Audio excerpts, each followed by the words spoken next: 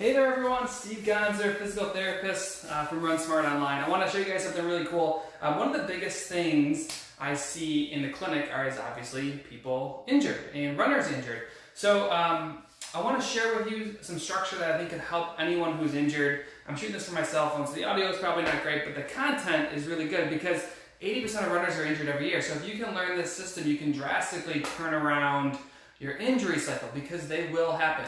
Now, if you're interested in learning more, go to tryrunsmart.com.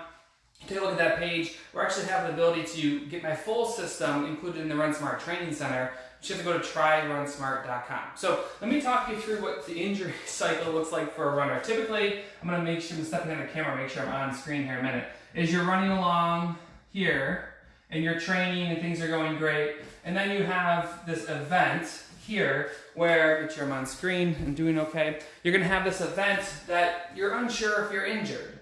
And usually what this means is everyone just runs through it, right? And how do you know when you're actually injured versus it's just like that everyday ache, everyday soreness that you have because you're quote unquote getting older, or it's just part of the training process. Here's a surefire way to know if you have something that is more to look into, and then I'm going to cover this other little step about the injury cycle in a second.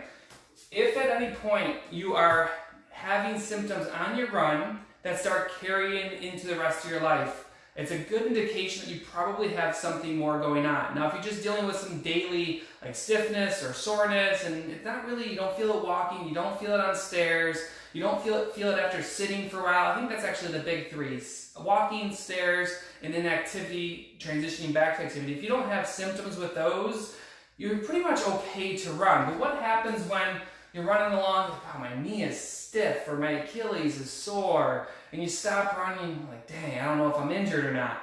If you start realizing throughout the day like you're limping a little, or it's tough to go up and down stairs and you're favoring it, it's a very good indication that you're an early sign of being injured. So how do you handle that? How do you get back to running after that event? And this is what I want to share with you, and this is part of the injury management seminar you can find on tryrunsmart.com and looking at the RunSmart Training Center. So here's what I want you to know is that typically any injury for a runner is either compressive or tensile. What that means is it's either like a joint that doesn't want to be banged on, an ankle that doesn't want to be banged on, or a knee, or a tensile, which is like your tendon injuries, your plantar fascia, your Achilles, high hamstring, patellar tendonitis. Your compressive would be more like joint pain, meniscus, runner's knee, that kind of stuff. They typically follow this progression though. So if you look at doing nothing, typically doing nothing doesn't load your injury a lot. So, and then we have the other end of the spectrum all the way at the top, which is running.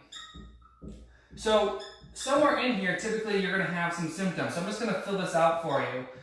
Towards the bottom of this, typically, not for everybody, but it's biking, and then you have walking. And a lot of my patients have seen this in the past: walking, squatting, steps, lunge, this, jump, and run. Now there's different levels of that, but just think about this as you go further and further up the scale, the more load or the more stress and strain you're going to put on your tissue. It doesn't matter if it's your tendon or your joint. So if you can't do the easy stuff, if you can't walk without pain, if you can't squat or it hurts, and certainly if you can't do nothing, like, oh, Steve, even if I sit, it hurts, then you're kind of fluctuating at the bottom of this run, right? So if you can't function right here and you can't squat without pain, look at how much farther up running is. You shouldn't be trying to make that leap. Instead, what you want to do is you want to start to reload the tissue. So you go through a stage of unload and reload.